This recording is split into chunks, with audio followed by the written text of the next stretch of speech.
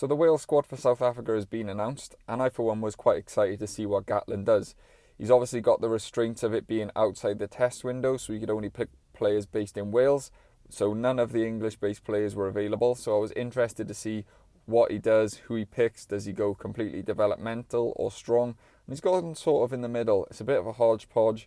There's some new combinations and one or two interesting selections, so let's just dig into it and see what we think. So let's just dig straight into the teams. I'll go through it quickly.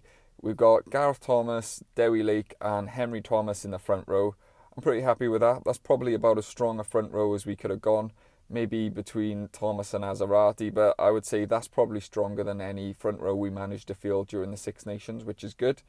The second rows, we obviously know there was a bit of an injury crisis and there was talk of Corey Hill and stuff like that. Apparently Corey Hill is injured and he's out of the team completely. So we've got Ben Carter and Matthew Screech starting.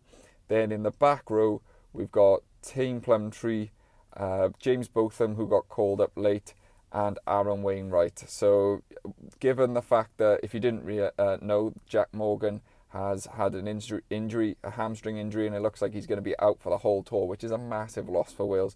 Really someone we could have done without in Australia, and in this game his abrasive style, his physicality is something that we were missing during the Six Nations, as good as Tommy Rafael was.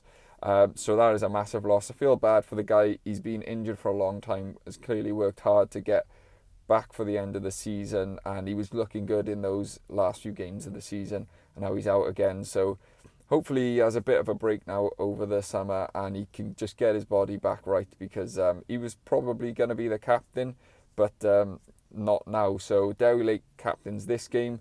Obviously we don't know who's going to be the skipper for the tour. Could be Dav Jenkins, but I'd like to see Dewi Lake given a go and see how he goes, but he's captain for this game anyway. And then moving on to the backs, surprise at 9 where Ellis Bevan starts. Gareth Davis is on the bench, so I was a little bit surprised at that. A little bit surprised with his inclusion in the squad altogether. I was expecting Ruben Morgan-Williams, but Bevan has been given an opportunity, and he's given an opportunity straight away. So bit of a surprise, but Gatland likes these type of surprises, doesn't he? And then sticking with Costello at 10, and then a little bit extra change in the centres. We've got Grady and Watkin. Interestingly, Grady has been named at 12, so that's like an interesting thing. It seems like Gatland wants to give him a run in that position. Seems like he sees him in that position. Get a little bit flashback to like Jamie Roberts when he was playing on the wing and fullback, and Gatland put him in at centre, and we saw how well Jamie Roberts developed and what type of career he had. So I wonder if he's thinking a similar thing with Wales, how much we've also been struggling to get over the gain line. That might be something he's looking at. Grady will certainly offer that. Watkin outside centre, I'm pretty content with that. I think he lacks the speed for that at international rugby, but he's got the experience. He's a wily operator, and he's got good skills, and he can bring players in. So I don't mind, and he's good defensively, isn't he? So he's accustomed to that position. So we'll see how that goes. On the wings, then we got Rio Dyer, and interestingly, Liam Williams said that we might see Liam Williams on the wing, because why would you move Cameron Winnett, who was one of the better players in the Six Nations, and he hasn't moved Cameron Winnett, who sticks at 15. On the bench, then, a little bit more interesting. I'll have to read it because I can't remember it all. So we've got Evan Lloyd as hooker. Interestingly, Kemsley Mathias covering. I don't know what's wrong with Domachowski. Don't really understand that one. If Domachowski's fit, to me, he's streets ahead of Mathias at the moment. Azarati on the bench. And then James Ratty's had a late call-up, so congratulations to him. He deserved the call-up, and he should have been there instead of Corey Hill. So I'm not sure how he feels, but I think he's going to go out there and prove a point. I think he's had an excellent season. Rounding off the bench is Mackenzie Martin, Gareth Davis, Eddie James, Jacob Beetham. So a couple of uncapped players there. Obviously Eddie James and Jacob Beetham all uncapped there, and James Ratty uncapped. So not a lot of experience on the bench, but exciting to see some of these younger players getting an opportunity. So like I said, the big talking point will obviously be Jack Morgan and his injury, but other players like Ellis Bevan getting an opportunity at 9, that's going to be an interesting one. He played a fair bit this year for Cardiff, and obviously with Thomas Williams at the end of the season, he played all of the rest of the season. So he's had a bit of experience, but obviously nothing compared to what he's going to face in this game. I'm pretty happy with the pack, but when you match them up to the South African pack, which they've gone very experienced and probably as close to their best pack as they could have gone, it's a little bit worrying. It's going to be a big test for those guys. I'm glad we've got Henry Thomas back in to hopefully be able to anchor that scrum, and maybe that's what Gatland was thinking. But it's going to be a big test for those guys up front, especially without Jack Morgan.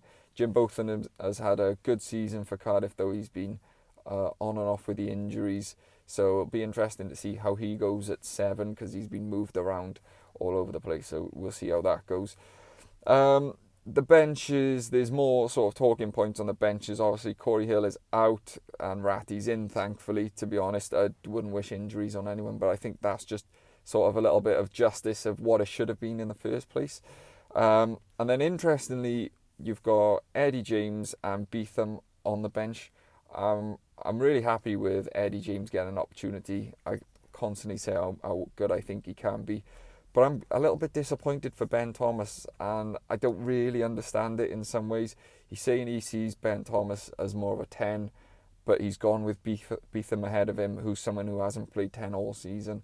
And then if he did see him as a centre, then he's gone with Eddie James, who's someone he didn't name in the initial squad, and Ben Thomas was. So I'm not sure what's happened there. It's an interesting one. It just seems like Gatland's is carrying on this like sort of odd decisions by Gatland, which, like, if he sees Eddie James as a better option at 12 than Ben Thomas, why was he not in the initial squad? And if he thinks Beetham is a better 10 than Ben Thomas, how can he say that when Beetham hasn't played 10 since age grade rugby? So I'm not sure. I mean, you're throwing him into the fire against such a good team in South Africa, world champions, and he's going to be in the fire there. I don't know how that's going to go, how he's going to react, unless he's planning on playing Costello for the whole game and then maybe having a look at Beetham in other positions. I don't know. 4 uncapped players. So continuing this developmental things of the squad, there is a lot of players that don't have many caps. I mean, Matthew Screech, Ben Carter, obviously that was sort of forced. But Plumtree, only a couple of caps. Obviously, Grady's got a few now. And I have Ellis Bevan at 9, not really, none at all. So there's an interesting like sort of balance about youth and bringing in the more experienced players like Liam Williams. So I think it's going to be, I think Wales are going to try and work on the aerial battle with Liam Williams on the wing. It sort of shows that they might fancy that. We know how good he is in the air, but to be honest, looking at the South African team, I don't really see a route for Wales to victory, and that's quite depressing to say, but I think that's just the state we're in.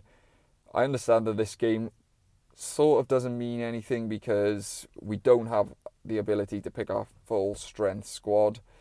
It is somewhat of like a sort of trial for some players, an opportunity for others, and a chance to try combos like Grady and Watkin in the centre. But my concern is when you sort of look at the experience that South Africa have and the fact that Wales haven't won a game for so long now. Every game is a must-win at this point, I think. And if we get pumped by 40 points like we did in the World Cup warm-up games when he went a little bit developmental against South Africa, it's going to just bring up more questions, and it's just going to pile pressure onto the squad going into an Australia tour where the pressure, whether he pretends like it is or isn't, it is mounting now on Gatland. And some of his like interesting calls, like bringing Corey Hill in instead of Ratty and things like that, is starting to garner him a lot of criticism now. And I think he needs to really start looking for wins now. But this game is almost certainly not going to be one of those. And I hate being so negative because I'm never that negative on this channel, but I just don't see how Wales can compete with the power of South Africa up front, particularly. So, yes, that's about it, really. Thanks for watching. I'll catch you on the next one.